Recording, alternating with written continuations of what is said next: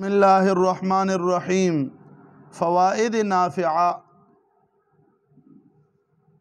یعنی فائدہ دینے والی چیزیں جو ہیں این ہمہ کی گفتہ شد بحث ماضی مطلق بود چون خواہی کہ ماضی قریب یا بعید یا استمراری وغیرہ بنا کنی پس اگر لفظ قد بر ماضی مطلق داخل کنی ماضی قریب گردد چون قد ضربا اگر لفظ کان داخل کنی ماضی بعید شود نحو کان ضربا و اگر آن بر مضارع داخل کنی ماضی استمراری گردد چون کان یفعل اگر بر ماضی مطلق لفظ لعلما دراری ماضی احتمالی گردد نحو لعلما فعل و ہم چنا اگر بجائے لعلما لفظ لیتما داخل کنی ماضی تمنائی گردد چون لیتما ضربا باید دانست کہ از ہر یک از یہاں چہاردہ صیغہ برمی آئین چنانچہ در ماضی مطلق گزشت۔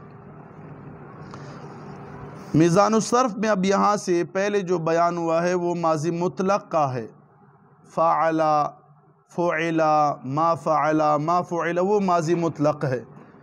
اب یہاں سے ماضی کے اور اقسام بیان کر رہا ہے۔ ماضی مطلق ماضی قریب، ماضی بعید، ماضی استمراری، ماضی احتمالی، ماضی تمنائی۔ ماضی مطلق وہ ماضی ہے جو گزرے ہوئے زمانے پر دلالت کرے بغیر کسی قید و بند کے۔ مطلق آزاد کو کہا جاتا ہے، بغیر قید و بند کے گزشتہ زمانے پر دلالت ہو تو اسے ماضی مطلق کہا جاتا ہے۔ جیسے اس کی مثال گزری فعلا کام کیا اس ایک آدمی نے، اب وہاں پہ کوئی قریب بعید وغیرہ کی قید نہیں ہے، بغیر قید کے ہے تو اسے ماضی مطلق کہا جاتا ہے۔ مطلق کا معنی آزاد ہے۔ تو ماضی قریب یہ ماضی مطلق ہوا تو جو گردانیں گزری وہ ماضی مطلق کی ہیں۔ اب چون خواہی کہ ماضی قریب یا بعید یا استمراری وغیرہ بنا کنی، اگر تو وہ بنانا چاہے تو اب طریقہ کیا ہوگا؟ ماضی قریب بنانے کا طریقہ یہ ہے کہ ماضی مطلق پر قد زیادہ کرو، داخل کرو، پس اگر لفظ قد بار ماضی مطلق داخل کنی، اگر لفظ قد ماضی مطلق پر تو داخل کرے ماضی قریب گردد، ماضی قریب ہو جائے گا۔ قد ضربا کام کیا ہے اس ایک آدمی نے، کام کیا اس ایک آدمی نے، کام کیا ہے اس ایک آدمی نے۔ اب قریب ہے تو ماضی قریب وہ ماضی ہے جو قریب گزرے ہوئے زمانے پر دلالت کرے، اسے ماضی قریب کہا جاتا ہے۔ اگر لفظ کان داخل کنی ماضی بعید شود، اگر ماضی مطلق پر کانا تو زیادہ کرے تو ماضی بعید ہو جائے گا کان ضربا۔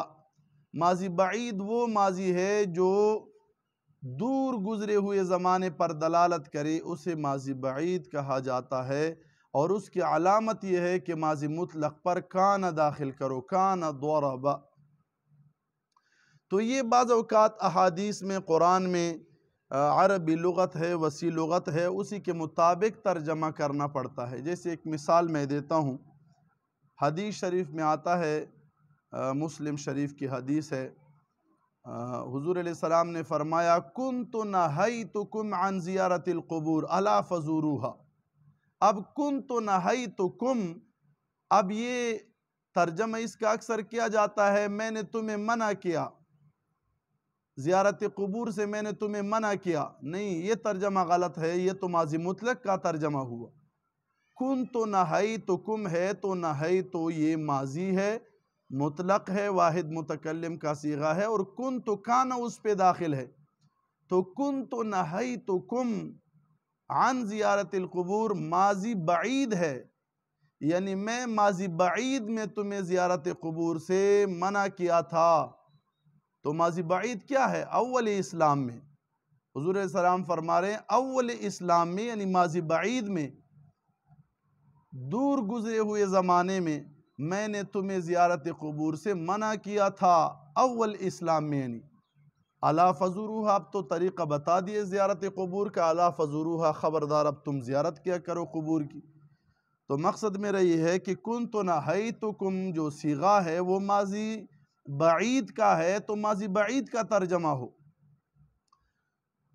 اور اگر آرا بر مضارع داخل کنی، اگر یہی لفظ کانا مضارع پر داخل ہو تو ماضی استمراری بن جاتا ہے۔ ماضی استمراری وہ ماضی ہے جو گزرے ہوئے زمانے پر دلالت کرے دوام اور استمرار کے ساتھ کہ وہ کام جاری ہو۔ تو ماضی استمراری ہے، اس کا طریقہ یہ ہے کہ یہی کانا لفظ مضارع پر داخل کرو، کان یفعلو، کان یفعلو، تو اب یہ ماضی استمراری ہے۔ اب کان یفعلو بھی اسی طرح ہے، حدیث شریف ہے، روایت اس طرح بھی ہے جو قبر کے سوالات ہے، ما مر ربک ما دینک ما کنت تقول فی حق هذا الرجل۔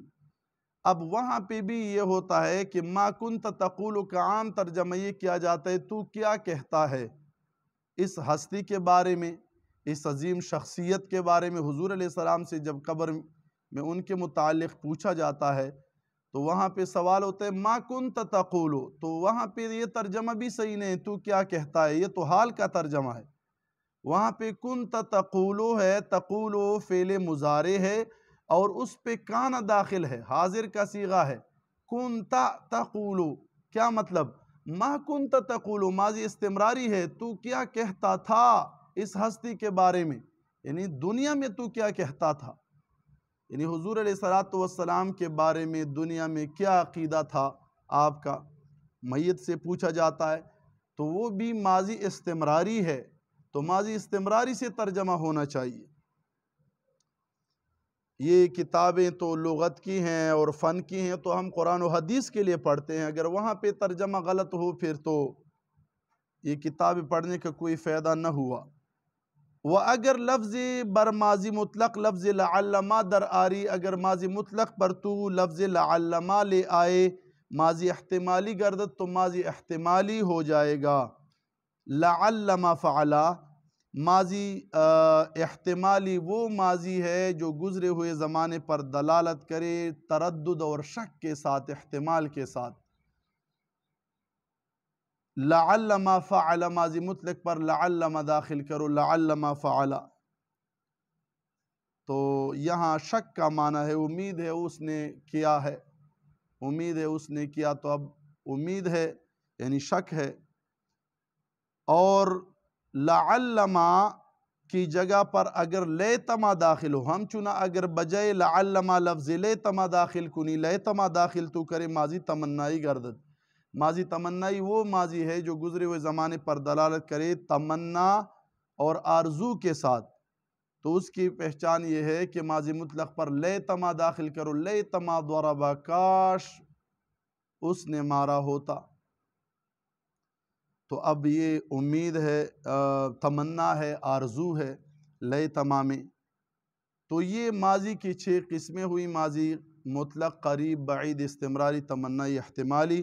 آپ آگے فرما رہے ہیں باید دانش جاننا چاہیے کہ از ہر یک ازیہا، ہر ایک ان 6 میں سے چہاردہ چہاردہ صیغہ برمیائن 14 صیغے نکل سکتے ہیں، چنانچہ در ماضی مطلق گزر، جیسے ماضی مطلق میں گزرا وہاں پہ 14 صیغے، اسی طرح آپ بنا سکتے ہیں قد ضرب، قد ضربا، قد ضربو، قد ضربت، وہ علامات تو اسی طرح ہیں۔ اسی طرح کان ضرب، کانا ضربا، کانو ضربو، کانت ضربت، یہ گردانیں آپ پڑھ سکتے ہیں، تو ان کی گردان یاد ہونی چاہیے۔ تیسیر ابواب الصرف میں آپ کو بالتفصیل یہی گردانیں مل سکتی ہیں۔ تو یہ ماضی کا درس مکمل ہوا، آگے مضارع کا بیان پڑھیں گے۔